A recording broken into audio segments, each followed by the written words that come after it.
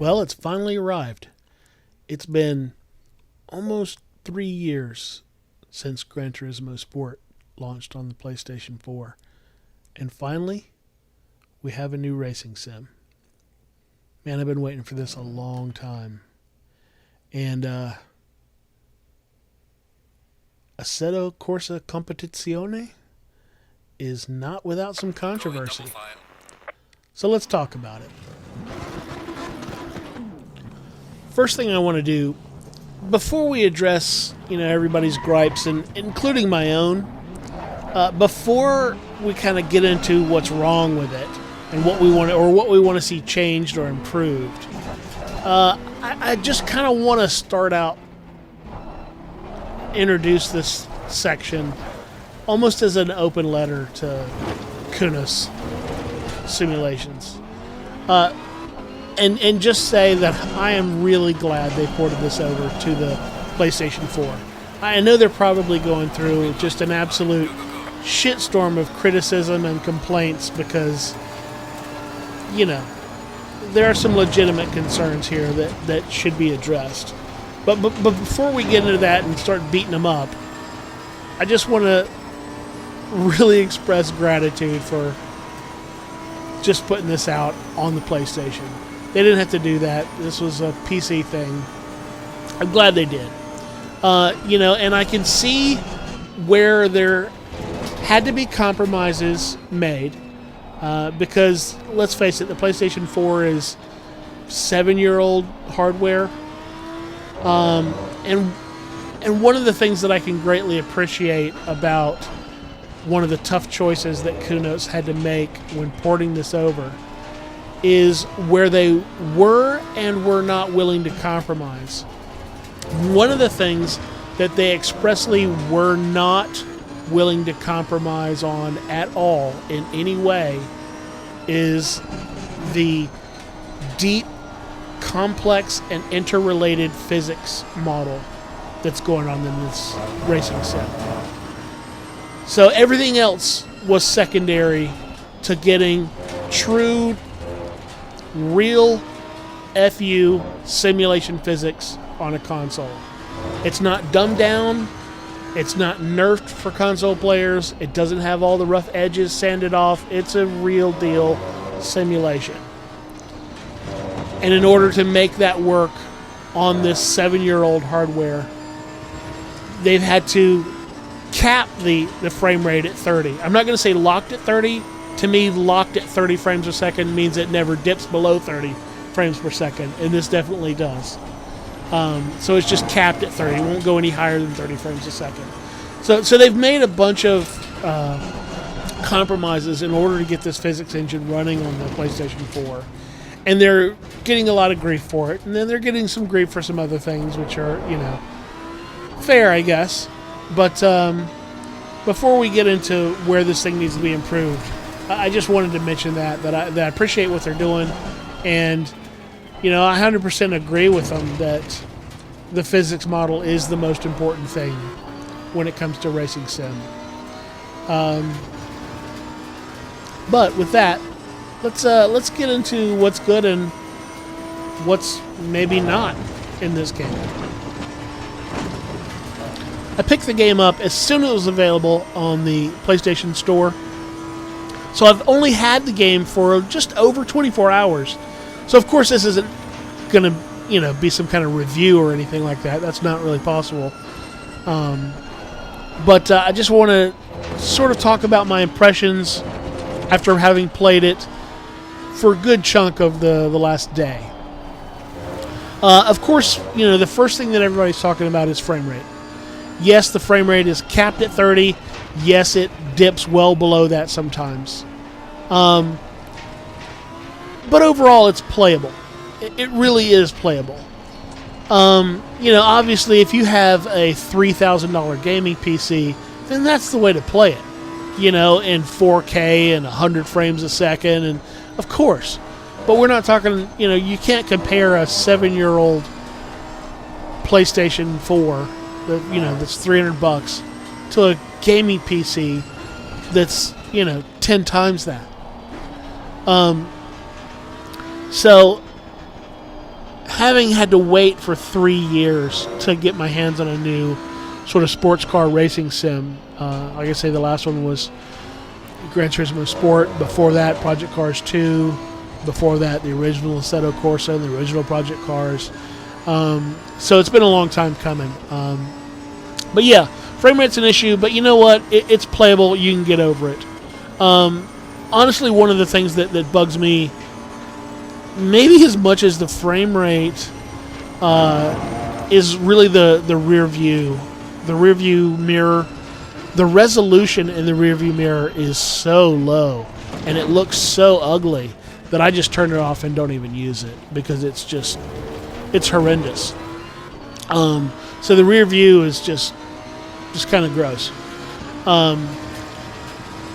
But I think my biggest adjustment, my biggest hurdle to jumping in this game and enjoying it right away is the game's controls and force feedback. Now, that aside, obviously there's going to be a learning curve. There's going to be a serious adjustment period if you come to a game like this that's just very hardcore sim focused. If you come to it from a game that's less so, I guess. But my problem, I know a lot of people are talking about that there's input lag. I'm not arguing there's not, but I just don't. Maybe I'm not sensitive enough to notice that it is in fact lag. I'm not going to say that's what it is, but there's definitely a problem with the inputs and with the force feedback. I was watching a video that Jardier put up, and he was saying that part of the reason for that might be that the force feedback samples off of the PS4 at about 100 hertz, whereas that sample rate on a gaming PC is 3 times that. So, for me personally, it's been really tough trying to get the force feedback in the steering wheel set up to where I can make the game even playable. For one, that might be input lag. 2, it might be just that sort of the different sampling rates that it operates off of from the PS4. But I just can't really get the steering wheel to feel the way that it does in the other games that I play, like F1 2019, Gran Turismo Sport, Project Cars 2. I just can't get the same feeling out of the wheel, and the wheel isn't just about immersion. It's about the game giving you information about what's happening with the track and the car, the suspension, the tires. And if it can't give you that information quickly, on time, and thoroughly in a proper way, you're not going to be able to drive the car well if the force feedback doesn't work well for you. Now, after just hours and hours of playing around with the force feedback settings in the game and on my wheel, I'm running the Fanatec CSL Elite, and it has its own set of adjustments that you can do. So after going back and forth, I finally got a playable setup to where it's good. I can play it. It's still a bit of an adjustment because I can't. The game just will not let me make the wheel feel like it does in Gran Turismo Sport, or even Project Cars. So that's been my biggest adjustment. Having said that, just keep in mind that all these graphical issues, like the frame rate, the resolution of the rear view mirror, and even maybe the sampling rate of the force feedback, could be a thing of the past in 6 months' time. Because when any game that comes out now for the PS4 has to be playable also on the PS5. And all it would take is for Kunos to put a little patch on this thing, like a PS5 patch, and when we're playing this game on the PS5, all of those issues could be solved. It could be playing at 4K resolution at 60 frames per second with a 300, hertz sampling rate. Who knows? That could be a thing, and that would be fantastic. Because, I've been playing Project Cars 2 and the original Assetto Corsa and Gran Turismo for so many years now. I'm going to continue playing this game well into next generation of console hardware. So that is something I'm really looking forward to as well. Another sort of minor issue that needs to be addressed, I think, is the user interface. You know, it was designed for a keyboard and mouse, and on a console you just don't navigate it that way. So it's a bit clunky. But more really importantly than that is in the setup screens, you know, there is a wealth of information and tons of different options on setups that you can do on the car, which is fantastic. You know, the more the better. Give me the deepest physics simulations and all the adjustments. But there's a lot of stuff in those setup screens that are just, there's no explanation for. Yeah, I know this game is a hardcore sim for hardcore sim racers, and they expect you to know stuff coming into it. But at the same time, there needs to be a better explanation for a lot of those things in the setup screen than I think exists now. And even though Kunos is a small team, I don't think that would be a hugely time-consuming addition to make. So that's something I would definitely hope to see in the relatively near future. Another really minor issue that kind of annoys me about the game is that, like the original Assetto Corsa on the console, the race replays are not full replays. You only have access to about the last 4 or 5 minutes of any race that you do in the replays. So you don't have the full race replay at hand to watch. Which, you know, it's a minor thing, and obviously it's a hardware limitation thing, because I think on PCs they have full race replays.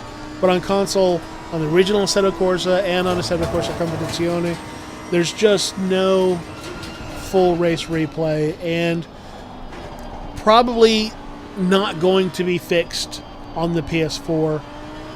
Knock on wood, maybe the PS5 will be able to do something like that. One thing that will be nice is that on the PS5 there won't be any load times. So I'll be playing this game on the PS5, no load times. And of course, having said that too, the load times really are not bad in this game.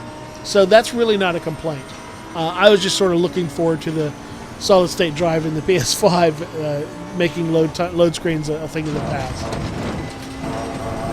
Other, you know, very small, minor things that kind of would be great if they got improved in the game are little adjustments, like being able to adjust your camera when you're in the cockpit, so you can sort of basically move the seat back and forward virtually. Would be cool. And there's no adjustment on the console version for the field of view. Those are minor things. It'd be great to see them. I doubt they're going to come, but it would be nice. So I realize I've been complaining about this game for the past 12 minutes or whatever, but you know, all that notwithstanding, if you're a sim racer who's been waiting for years to get your hands on a new racing sim, then by all means this game is 100% worthwhile. Yes, there are glitches. Yes, there's some frame rate issues and some other issues, but it's still fantastic. There's a steep learning curve. You have to brace yourself for that. You have to kind of know ahead of time that it's going to not feel, force feedback wise, the same as your other games feel, and it's going to be an adjustment period. But having said that, it's really terrific to finally be able to play this game. I've been kind of envious of PC sim racers for a while, watching them play this game, and now I finally get to get my hands on it. And after some admitted, you know, early frustration, I'm definitely starting to get more acclimated to the way this handles and feels, and I don't regret it at all. And I know that I'm going to be putting hundreds of hours into this game for sure.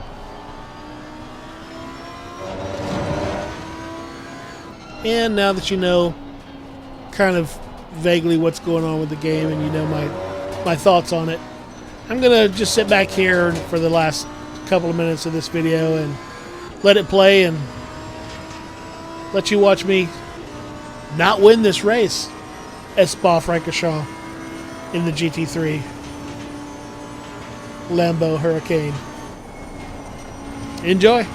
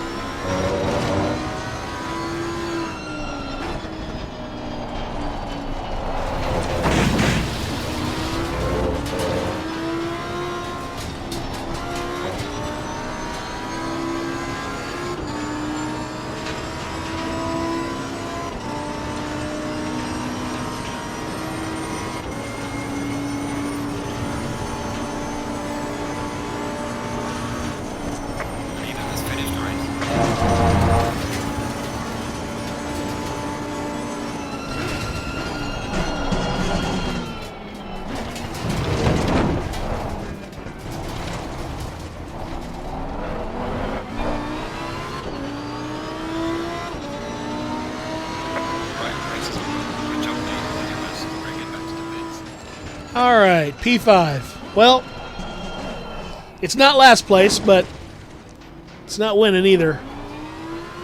For that matter, it's not even a podium, but it's points. God dang it, it's points. Oh well, that's it for me. I know this has been a long one. Expect more from this game on my channel. And I'll catch you in the next one. Thanks for watching.